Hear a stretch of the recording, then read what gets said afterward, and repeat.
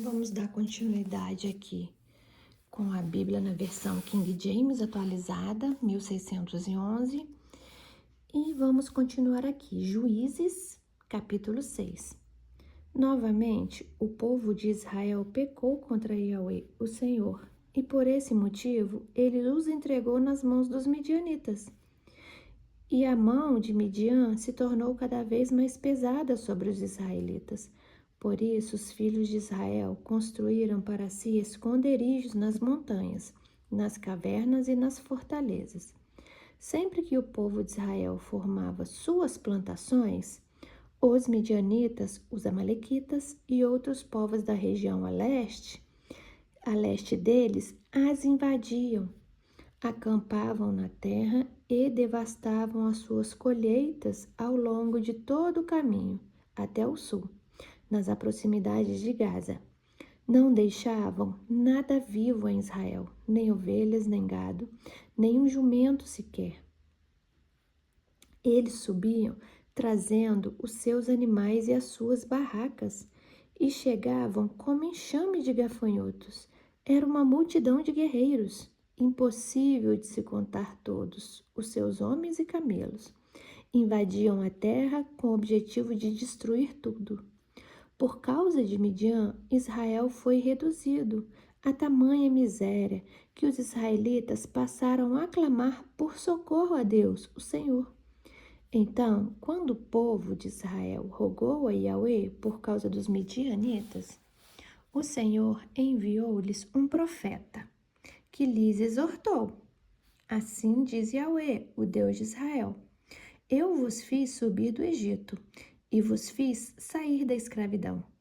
Eu vos livrei da mão dos egípcios e da mão de todos os que vos oprimiam. Eu os expulsei de diante de vós e vos concedi a terra onde eles habitavam. E também vos declarei: Eu sou Yahweh, o vosso Deus, o Senhor.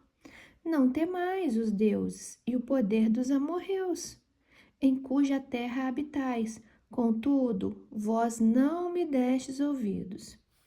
O anjo de Yahweh veio e assentou-se sobre o grande carvalho, que está em Ofra, que pertencia a Ioás ben Avier, Joás, filho de Abner. E aconteceu que Gideão, filho de Joás, estavam malhando trigo num tanque de prensar uvas, a fim de ocultá-los dos midianitas.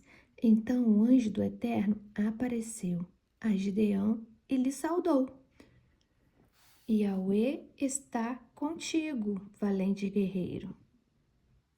Ao que Gideão declarou: Ai, meu Senhor, se Yahweh está conosco, por que nos sobrevém toda essa calamidade? Onde estão todas as maravilhas que os nossos pais nos contam quando afirmam: Nos fez Yahweh subir do Egito? Entretanto, agora o Senhor nos abandonou e nos entregou nas mãos de Midian. Então o Senhor olhou para Gideão e lhe ordenou: Vai com a força que tu tens, vai e liberta o povo de Israel das mãos de Midian. Ora, não sou eu quem te envia?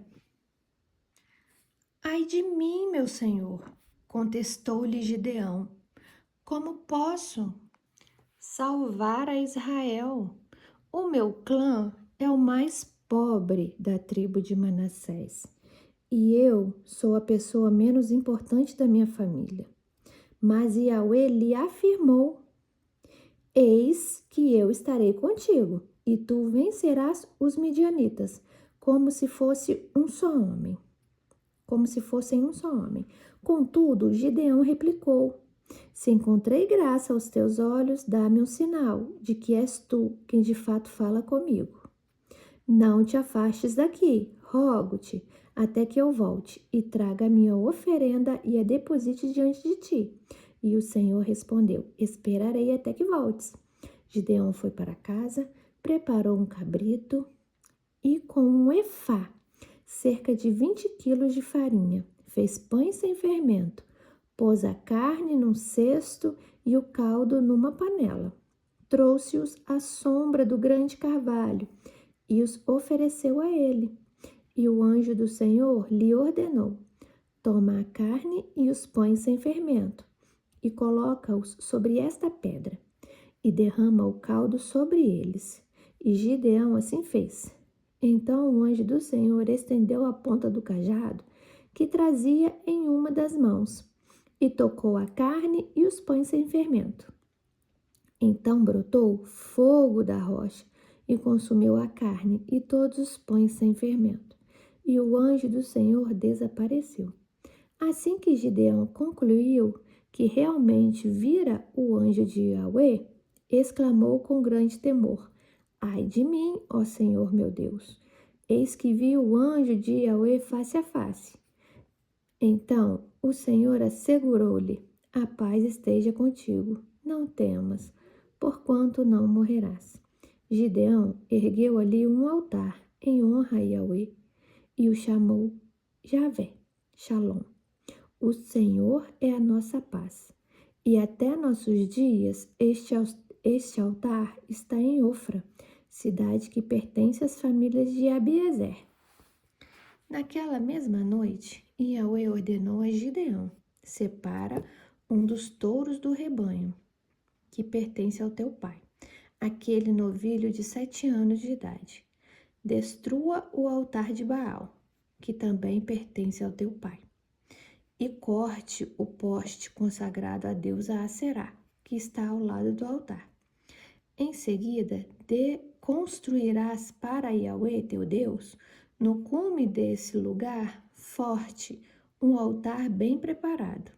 Tomarás então o segundo novilho e o oferecerás em holocausto, sobre a madeira do poste ídolo, que terás derrubado. Gideão convocou então 10 homens entre os seus servos e fez tudo como Yahweh lhe tinha mandado.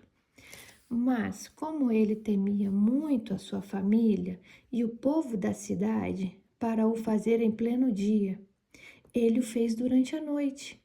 No dia seguinte, bem cedo, o povo da cidade se levantou. E eis que a mesa de pedra de Baal havia sido completamente destruída.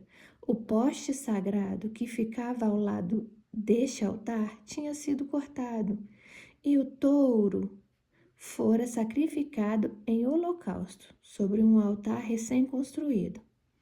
Comentaram então uns aos outros: quem fez isto? Eles procuraram saber, indagaram por toda parte e descobriram que tinha sido Gideão, filho de Joás. Os habitantes da cidade intimidaram a Joás. Trazei para fora o teu filho. Ele deve morrer, porquanto profanou e destruiu a mesa de pedra consagrada a Baal e derrubou o poste sagrado que estava ao lado deste altar.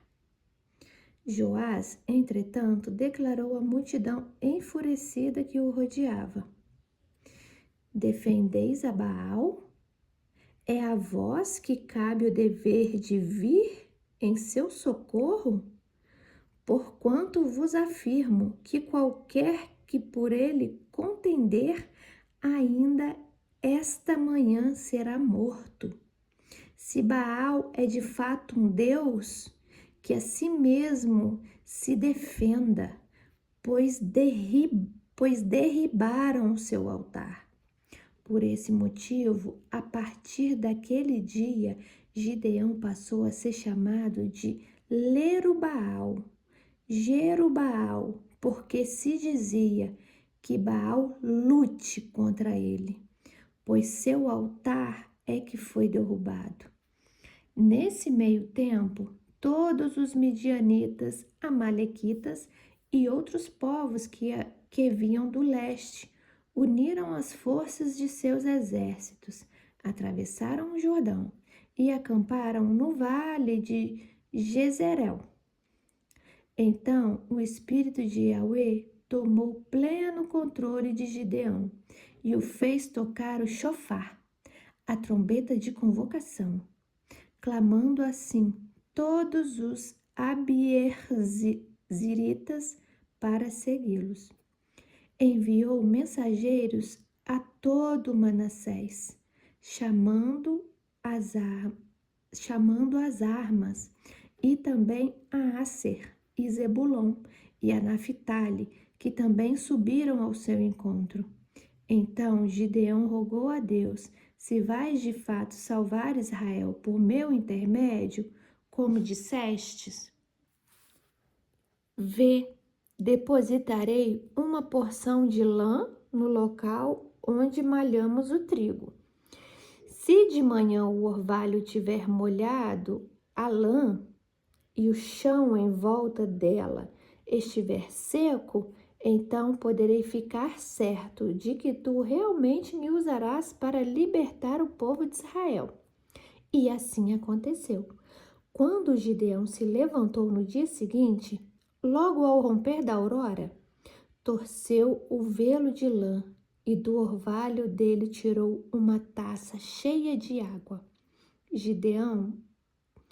Contudo, Gideão suplicou a Deus: não te irrites comigo. Se falo ainda uma vez, permite que eu faça uma última vez a prova da porção de lã. Desta vez, que nada fique seco, senão apenas o velo, e toda a terra ao redor se cubra de orvalho. E Deus fez, conforme o que fora pedido naquela noite. A porção de lã ficou totalmente seca, mas o chão em volta do velo amanheceu coberto de orvalho. Juízes, capítulo 7. Ao raiar do dia, Verubaal, isto é, Gideão, e todos os homens que formavam seu exército, acamparam perto da fonte de Arode. O acampamento dos midianitas ficava no vale, no lado norte, próximo ao monte Moré. Então Yahweh ordenou a Gideão: o povo que está contigo é numeroso demais para que eu entregue. O povo que está contigo é numeroso demais para que eu entregue Midian nas suas mãos, a fim de que Israel não caia em soberba e venha orgulhar-se em detrimento à minha pessoa, alardeando que a sua própria força o livrou. Agora, pois, proclama aos ouvidos de todo o povo: quem estiver tremendo de medo, volte e observe do monte Gileade. Então 22.000 homens decidiram partir e ficaram apenas 10.000. Contudo, o Senhor voltou a falar com Gideão: este povo ainda é muito numeroso. Faze-os descer à beira da água, e lá os provarei para ti. Aquele de quem eu disser, este irá contigo, esse contigo irá. E todo aquele de que quem eu disser, este não irá contigo, este não irá. Gideão, pois, levou todos os seus soldados à beira da água. E o Senhor lhe orientou: separai todo aquele que beber água, lambendo-a, como faz um cachorro. Todo aquele que se ajoelhar para beber, tu os porás do outro lado. O número daqueles que lamberam a água levando as mãos à boca foi de 300 homens. Todos os demais se abaixaram de joelhos para beber. Então Yahweh ordenou a Gideão: com os 300 guerreiros que lamberam a água, que vos salvarei a todos e entregarei Midian nas tuas mãos. Que todo o resto do exército retorne para as suas moradias. Assim, Gideão mandou os israelitas para as suas tendas, mas ficou com os 300 guerreiros escolhidos. Estes ficaram com as provisões e os chofares, trombetas, dos que partiram. O acampamento dos midianitas localizava-se logo abaixo deles, no vale. Ora, Aconteceu que, naquela noite, Yahweh ordenou a Gideão: levanta-te e desce ao acampamento de Midian, porque eu o entrego nas tuas mãos. Se, contudo, tens medo de atacá-los, desce ao acampamento com teu servo Purá e escuta o que dizem. Tu então ficarás animado e terás coragem para atacá-los. Então Gideão e seu ajudante Purá desceram até bem próximo dos postos avançados do acampamento inimigo. Os midianitas, os amalequitas e todos os demais aliados do adversário que vinham do leste já haviam se instalado no vale. Eram numerosos como as grandes nuvens de gafanhotos, assim como não se pode contar a areia da praia. Também não se podia enumerar a quantidade dos camelos que eles ali reuniram. Gideão se aproximou no exato momento em que um homem contava o sonho que tivera a um companheiro, dizendo: Eu sonhei que um pão de cevada rolou para dentro do nosso acampamento. Veio e bateu com tamanha força numa tenda. Ela caiu, virou ao avesso e ficou estendida sobre a terra. Seu amigo prontamente lhe esclareceu: este sonho não pode ter outro significado senão a espada de Gideão, filho de Joás, o israelita.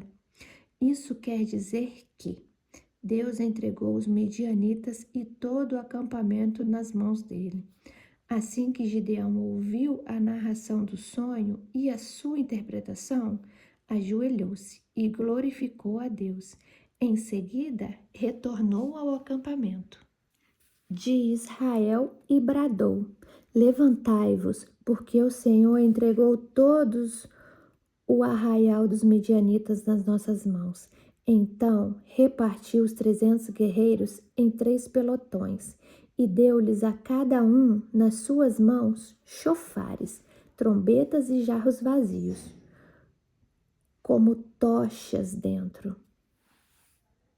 Vou repetir aqui de novo que eu li errado. É trombetas e jarros vazios com tochas dentro.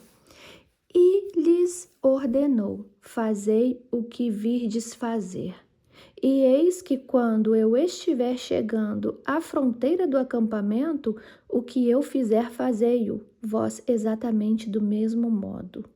Tocarei o chofar, a trombeta, eu e todos os que estão comigo. Então vós também fareis soar os chofares, as trombetas, ao redor do acampamento e bradareis, por Yahweh e por Gideão. Gideão e os 100 guerreiros que o acompanhavam chegavam à extremidade do acampamento, um pouco depois da meia-noite, após a hora da vigília, quando as sentinelas são trocadas. Imediatamente tocaram os chofares, as trombetas e quebraram os jarros que tinha nas mãos. Em seguida, os 3 grupos de soldados igualmente tocaram os chofares, as trombetas, e despedaçaram os jarros que carregavam. Empunhando as tochas com a mão esquerda e os chofares, as trombetas, com a mão direita, exclamaram em uníssono: a espada por Yahweh e por Gideão. E todos se mantiveram imóveis, cada um no seu lugar, ao redor do acampamento. Todo o arraial então se agitou e, gritando, os midianitas se puseram desesperadamente em fuga. Enquanto os 300 homens soavam os chofares, as trombetas, Yahweh, o Senhor, fez que em todo o acampamento inimigo cada um voltasse a espada contra o seu próprio companheiro. Todos fugiram apavorados até Bet-sita, na direção de Zererá, até a fronteira de Abel-Meloá, nas vizinhanças de Tabate. Os israelitas de Naphtali, de Asser e de todo o Manassés se reuniram e perseguiram os midianitas.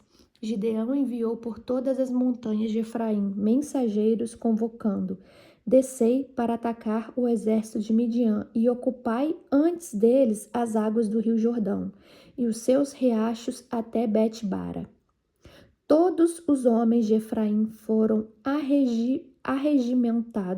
arregimentados e eles cercaram as águas do rio Jordão até Betbara.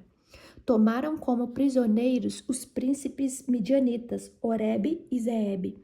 Mataram Oreb na rocha de Oreb e Zeebe no tanque de prensar uvas de Zeebe.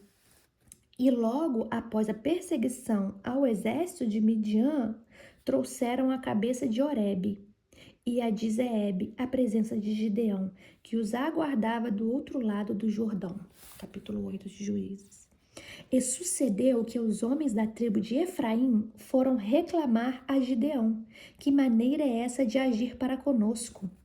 Tu não nos chamastes quando saístes a combater Midian. E o admoestaram severamente. Então ele lhes ponderou: que mais fiz eu em comparação com o que fizestes vós? O restolho das uvas de Efraim não é melhor do que toda a colheita de Abiezer? Foi em vossas mãos que Deus entregou os líderes midianitas, Oreb e Zeebe. O que pude fazer eu não se compara com o que fizestes vós. Diante deste esclarecimento, acalmou-se a indignação deles contra Gideão. Gideão chegou ao Jordão e o atravessou, mas tanto ele como os 300 guerreiros que o acompanhavam estavam exaustos por causa da perseguição. Ordenou, pois, Gideão ao povo de Sucote: dai, rogo-vos, pedaços de pão aos homens que me seguem, porquanto estão muito cansados, e eu ainda estou perseguindo os reis de Midian, Zeba e Zalmuna. Ao que os príncipes de Sucote contestaram: já estão em tuas mãos Zeba e Zalmuna? Por que deveríamos alimentar suas tropas? Ah, é assim que ages? Replicou Gideão. Assim que o Senhor tiver entregado nas minhas mãos Zeba e Zalmuna, rasgarei a vossa carne, como os espinhos do deserto e com os abrolhos. Dali subiu a Peniel, contudo, eles também responderam como povo de Sucote. Declarou Gideão ao povo de Peniel: eis que quando eu retornar, vitorioso, destruirei esta vossa fortaleza. Estavam, portanto, Zeba e Zalmuna em Carcor com seu exército, cerca de 15.000 homens apenas, todos os que haviam restado de todo o exército dos povos do deserto, os filhos do Oriente.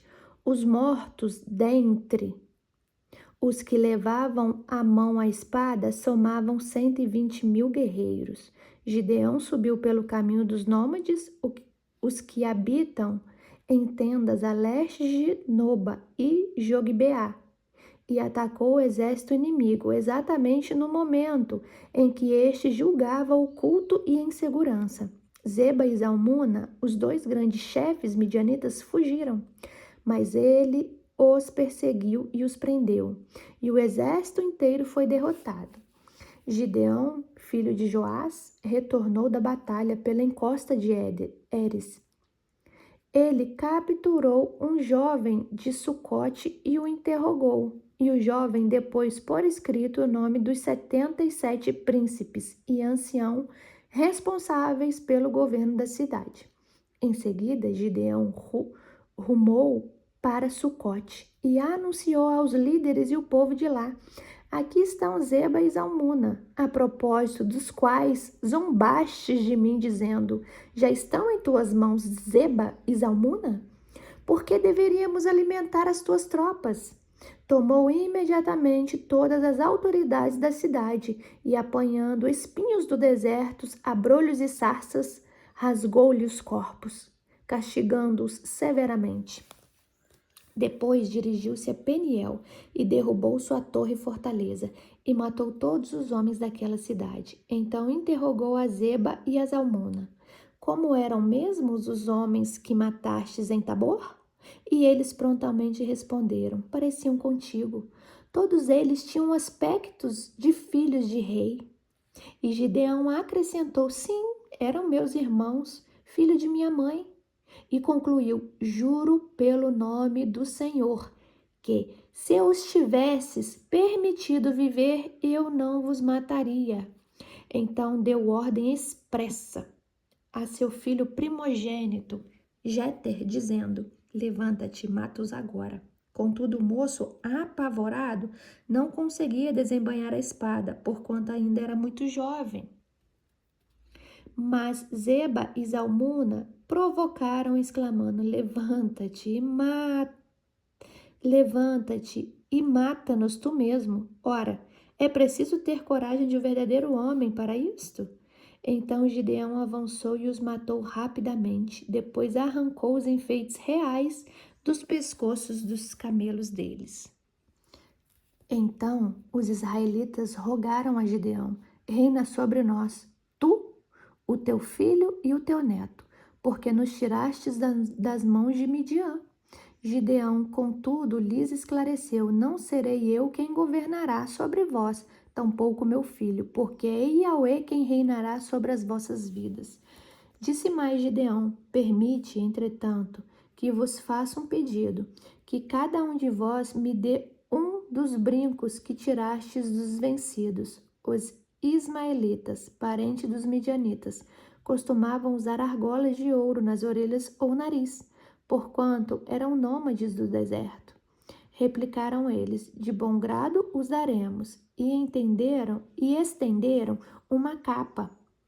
A cada um deles depositou ali um brinco do total do seu despojo pessoal de guerra.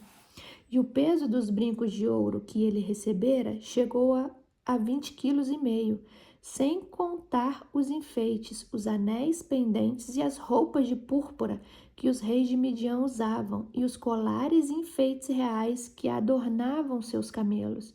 Gideão usou o ouro para confeccionar um efude, manto sacerdotal, que colocou em sua cidade, Ofra. Entretanto, todo o povo de Israel passou a idolatrar este objeto, vindo a se prostituir em relação a Deus, o que se transformou numa armadilha para Gideão e toda a sua família.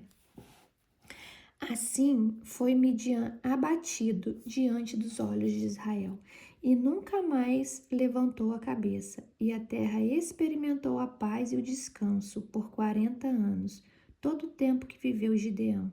Então Jerubbaal ben Joash, Jeruboal, filho de Joás, partiu em direção à sua casa, e lá permaneceu. Gideão teve 70 filhos, todos gerados por ele, fruto de seus ossos e sua carne, porquanto tinha muitas mulheres.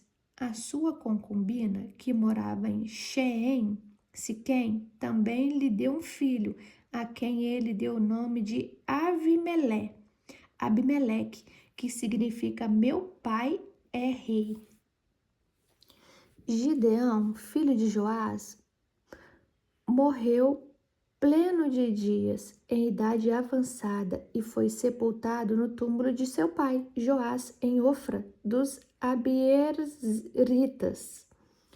Logo depois da morte de Gideão, os filhos de Israel voltaram a se prostituir, oferecendo seu louvor e adoração a Baalins, mais uma vez o povo, e aclamaram Baal-Berite como seu Deus.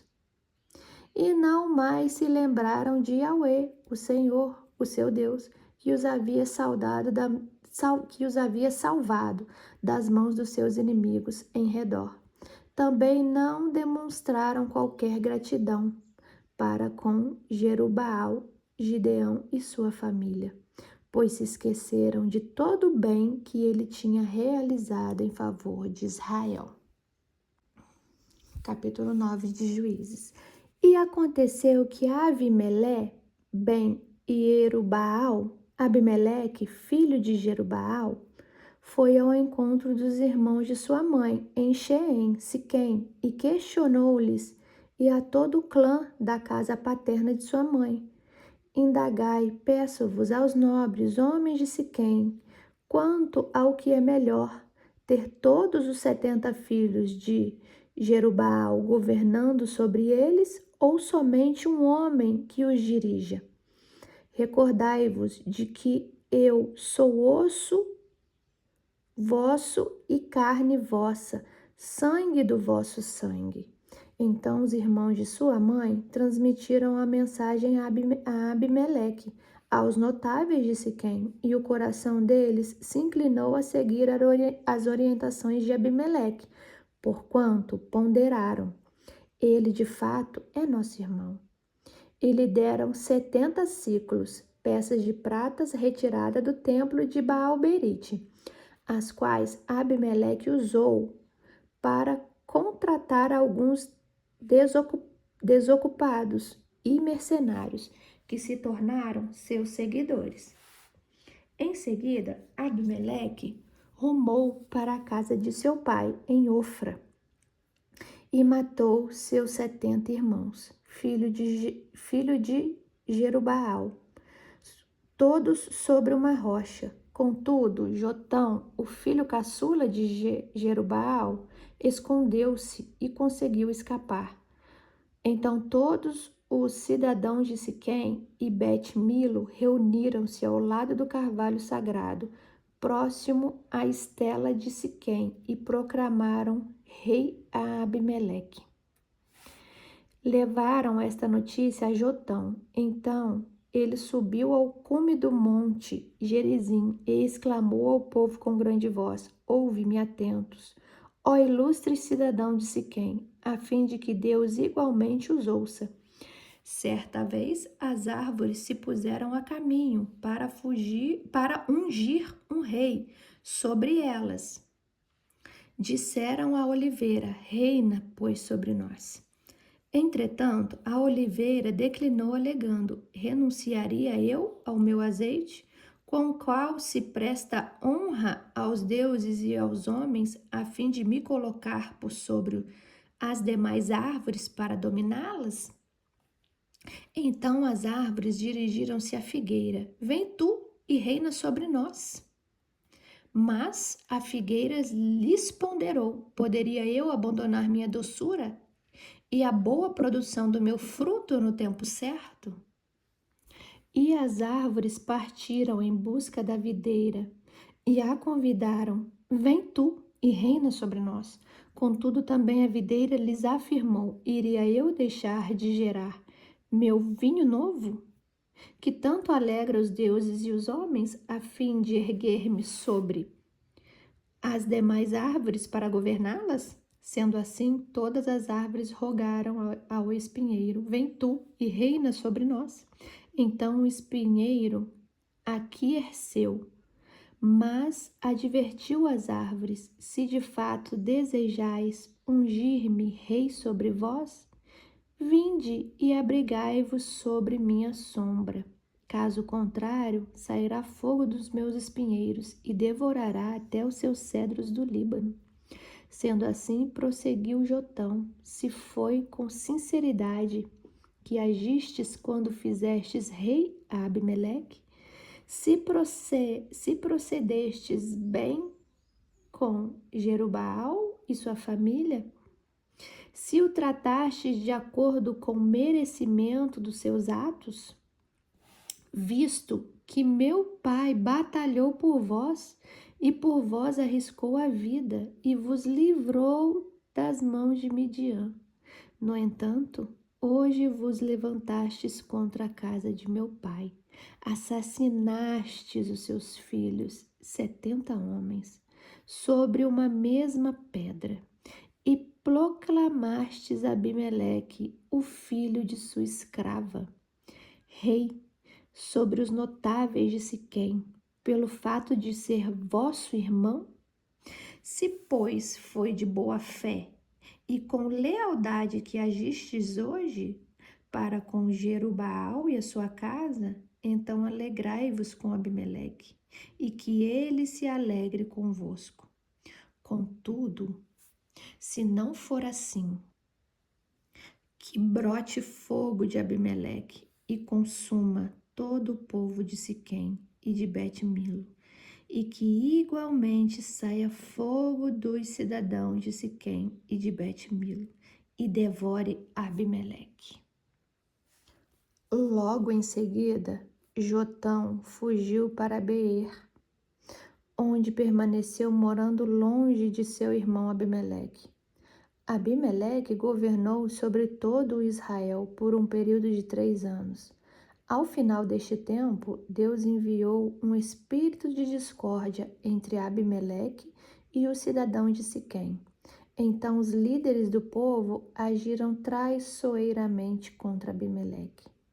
E isto aconteceu para que o crime cometido contra os 70 filhos de Jerubaal fosse devidamente vingado, e a responsabilidade pelo injusto derramamento do sangue deles caísse sobre Abimeleque, seu irmão que os assassinara, assim como sobre todas as pessoas de Siquém, que colaboraram com ele no massacre de seus próprios irmãos.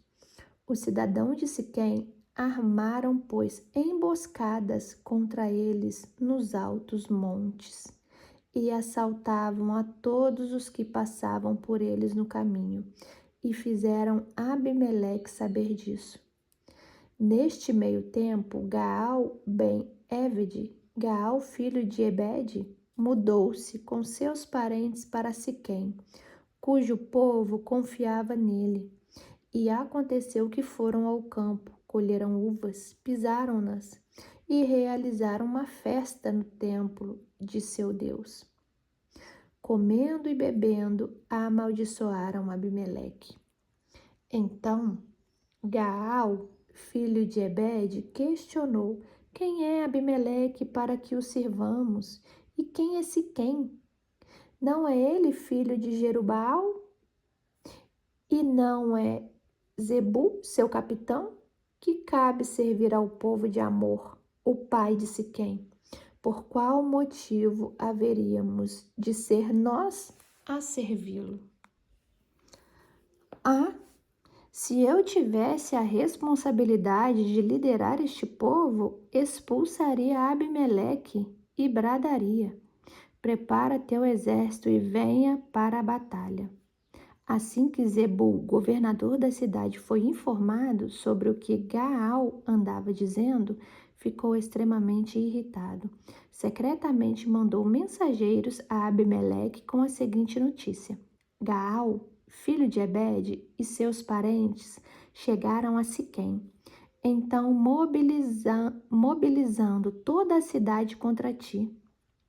Levanta-te, pois, durante a noite, tu e as pessoas que estão contigo, e arma emboscadas nos campos.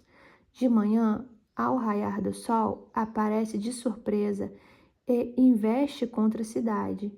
Quando Gaal e os que estão com ele saírem ao teu encontro, fazei com eles o que desejares.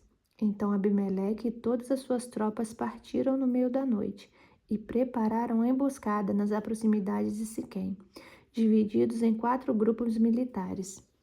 Ora, Gaal, filho de Ebed, havia se retirado e parou à entrada da porta da cidade. Quando Abimeleque e seus comandados surgiram das suas emboscadas, observando aquela gente, Gaal comentou com Zebu: eis que desce gente do cume dos montes. Todavia, Zebu ponderou: o que vês é apenas a sombra dos montes, e a estás confundindo com uma multidão em movimento. Contudo, Gaal afirmou novamente: vê melhor.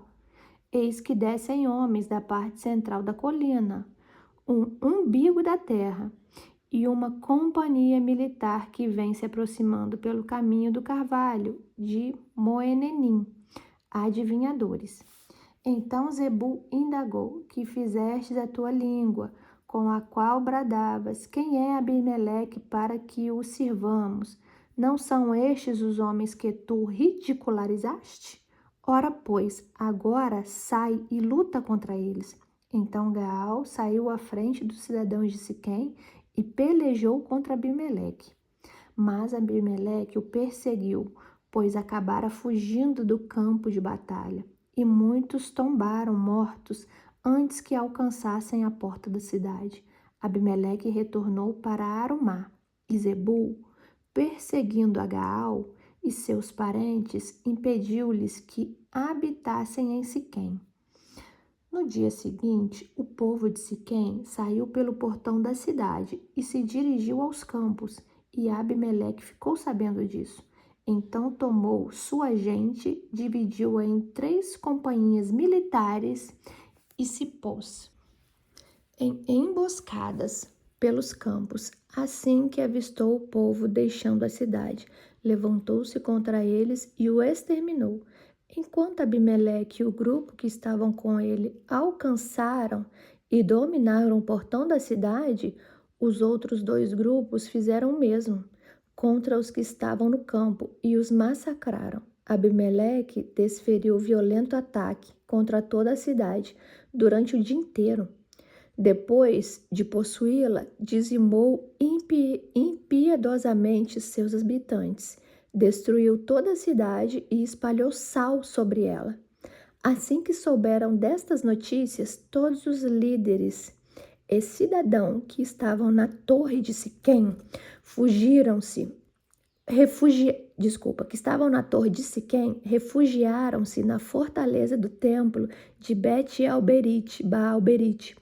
Logo que Abimeleque foi informado que o povo havia reunido lá, ele e todos seus homens subiram ao monte Zalmon.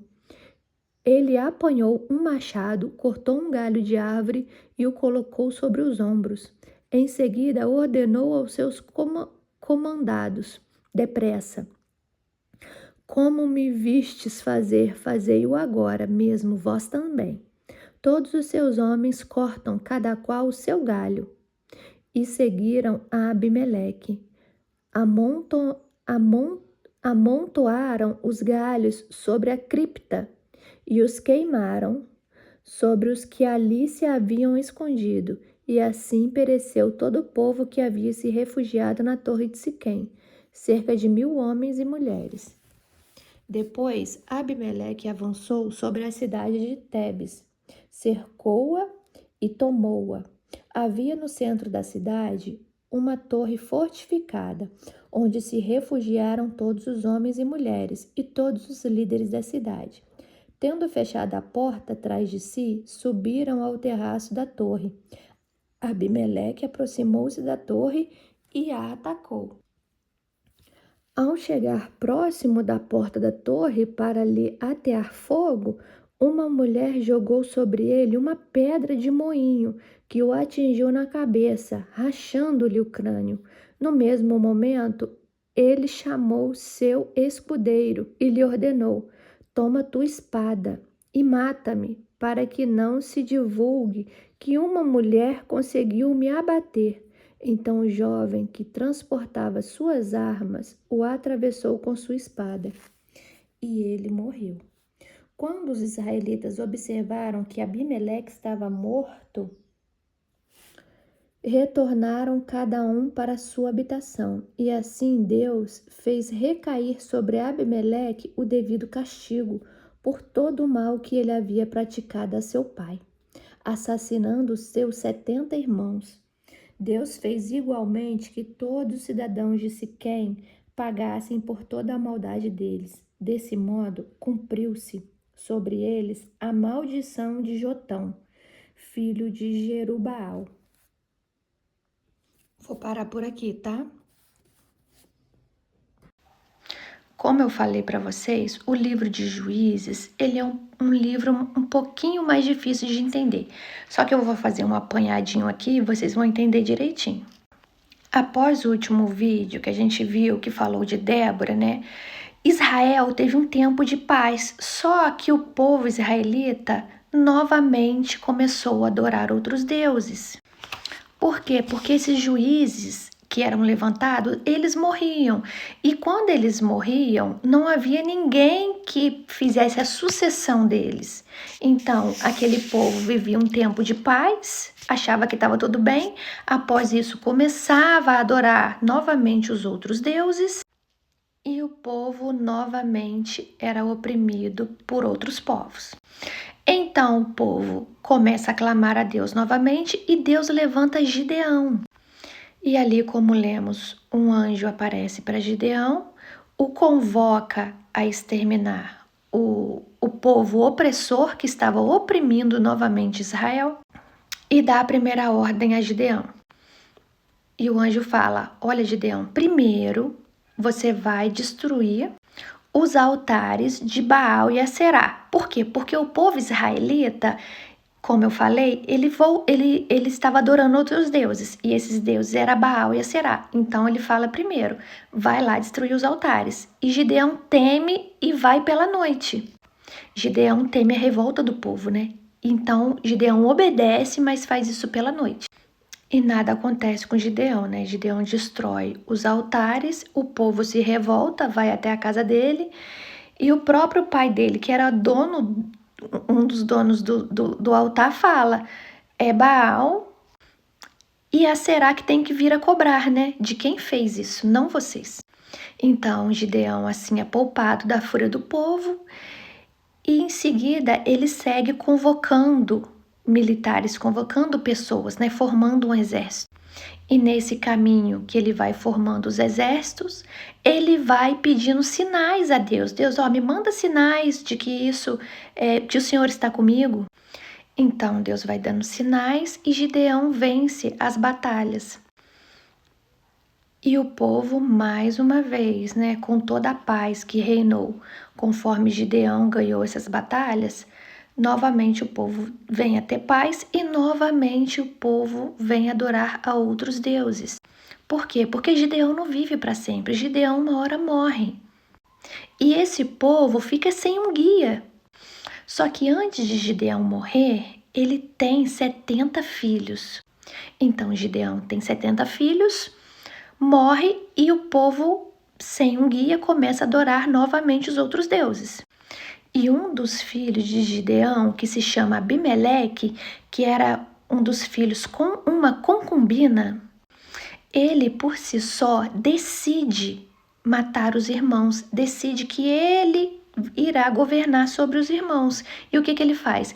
Ele procura os parentes da parte da mãe, que a mãe era uma concubina, então ele vai até os parentes dessa mãe dele, procura esses parentes e pede apoio. E quem era esse povo, parente da mãe? Era o povo de Siquém, que era um povo cananeu que se misturou com o povo da tribo de Manassés. Então, como ele se misturou, era um povo cananeu e se misturou com a tribo de Manassés, ele se tornou também ali um povo misto israelita. Abimeleque chega nesse povo e fala assim: olha, vocês são o meu povo de sangue, vocês são o meu povo por parte da minha mãe, eu queria tê-los como aliado, que eu quero dominar, né? Porque eu sou filho de Gideão, o cara que ganhou batalhas e trouxe a paz, e sou filho também, por parte de mãe, de uma mulher daqui dessa cidade. Quer dizer, eu sou parente de vocês de sangue. E esse povo de Siquém vai no templo, que eles também adoravam a outros deuses. Então eles vão nesse templo e pegam lá joias, né, prata, e dá para Abimeleque. E Abimeleque faz o quê? Pega essa prata e compra mercenários para formar um exército. E vai lá e mata todos os seus 70 irmãos, para que somente ele governasse. Só que quando ele vai matar todos os 70 irmãos, o mais novo, o caçula, consegue se esconder, né? Então ele não mata, acha que matou todos, mas não matou. Tem um que ficou lá escondido. E assim Abimeleque governa por 3 anos. E o que acontece após esses 3 anos? O povo de Siquém, que foi o povo que deu, né, a prata para ele, que apoiou ele matar os seus irmãos, começa a se revoltar contra ele. Deus envia uma discórdia, Deus envia um espírito de discórdia entre a cidade de Siquém e Abimeleque. E nesse mesmo momento aparece um homem chamado Gaal, que passa a morar na cidade de Siquém e começa a questionar quem é Abimeleque para que o sirvamos, e começa a mobilizar toda a cidade de Siquém contra Abimeleque. E isso acaba caindo no ouvido de Abimeleque. E Abimeleque fica sabendo que Gaal está vindo contra ele. E Abimeleque monta ali toda uma estrutura em volta de onde ele está, reforça ali a cidade com armadilhas, e quando Gaal vem contra ele, a maioria do povo morre ali em armadilhas, em coisas, né, que ele fortaleceu ali a cidade. E assim Abimeleque consegue avançar contra Gaal e chega a Siquém e derrota toda essa cidade de Siquém, que é a cidade que no início apoiou ele. No caso, a cidade que ele falou que tinha sangue, né, que tinha o sangue da mãe ali. Então, ele avança contra Siquém, derrota, mata todo aquele povo foge, ele vai atrás, consegue incendiar o local que eles fugiram, né? Que essas pessoas de Siquém fugiram, consegue incendiar e exterminar todo mundo. Logo após isso, Abimeleque segue para atacar a cidade de Tebes, cercou essa cidade e também tomou essa cidade. E esses moradores dessa cidade, alguns conseguem fugir para uma torre. E o que Abimeleque faz? Também tenta incendiar essa torre. Só que quando ele vai lá levar as coisas para incendiar, né, levar madeira, levar as coisas para incendiar, uma mulher de lá da torre taca uma pedra em Abimeleque. E essa pedra que ela taca racha o crânio de Abimeleque. E para não morrer pelas mãos de uma mulher, Abimeleque pede para um dos soldados matar ele, transpassar a espada nele. E é assim que Abimeleque morre.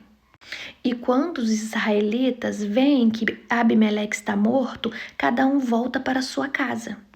E é assim que Deus faz recair sobre Abimeleque todo o mal que ele havia praticado para a casa de seu pai, matando todos os seus irmãos.